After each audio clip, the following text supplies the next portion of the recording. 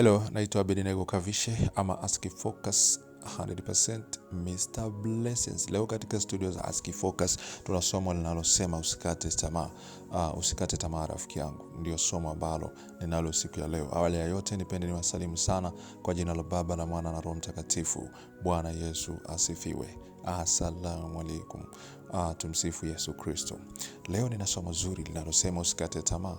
Ni kwa sababu katika maisha tunayopitia kuna maumivu, kuna mateso, kuna dhihaka, kuna kero, kuna vitu vinavyosema katika akili zetu kwamba hapa nimefika mwisho.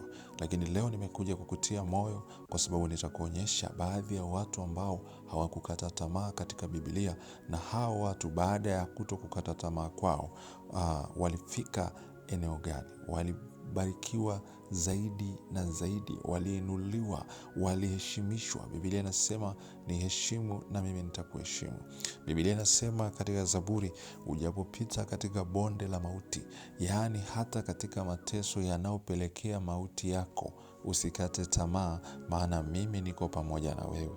Ukisoma Isaya 41 mstari wa 10, Biblia inasema usiogope mwanangu, mimi nimekukumbuka.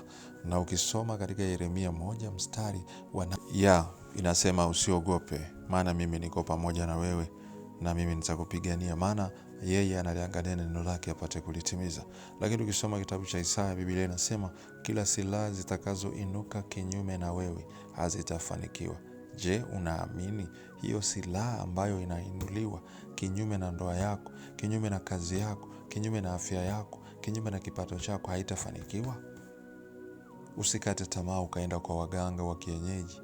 Usikate tamaa. Biblia inasema katika kitabu cha Yeremia, amelaaniwa mtu yule amtegemeaye mwanadamu na moyoni mwake amemwacha Mungu. Kwa nini ulaaniwe kwa kukata tamaa? Amini ya kwamba Mungu anaweza. Na leo niko hapa mbele ya kukuambia kwamba nina mfano mkubwa ambao tunautumia hapa ni mfano wa Yesu Kristo. Yesu Kristo alitoka mbinguni, hana dhambi yoyote. Alikuja kwa ajili ya kuukomboa ulimwengu. Alikuja, aliponya wagonjwa, alifufua wafu, alisaidia watu wenye shida. Alichukua vichaa kama yule mgerasi akamponya. Alitoa mapepo. Alitembea juu ya maji. Unaambiwa alifanya maajabu makubwa.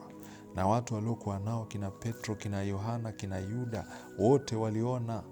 Lakini ilipofika wakati wa mateso yake, wakati anakinyoa kikombe cha mateso, wakati Yesu alifika wakati wa shida, hata Petro mwenyewe alisema simfahamu mtu huyu, simjui. Lakini Yuda alienda kuchukua vipande 30 vya fedha ili aweze kumsaliti Yesu, na hata vipande hivyo alivirudisha na akaondoka akaenda kujinyonga. Wale ambao watakusaliti leo katika jina la Yesu Kristo, waondoke na wakajinyonge kwa jina la Yesu. Bwana akapigane na maadui zako. Bwana akawafedheshe maadui zako katika jina la Yesu Kristo. Wewe hautakufa bali utaishi. Niko hapa kwa ajili ya kukutia moyo rafiki yangu. Yesu hakukata tamaa hata alipokataliwa na wale watu. Wote walienda wakasema na afunguliwe Baraba. Yesu ateswe mpaka mateso ya kifo cha mauti. Yesu akagongelewa msalabani. Biblia ikasema na asulubishwe. Haikuishia hapo. Walimkataa na kumtemea mate. Wakamdhihaki, wakamvua nguo.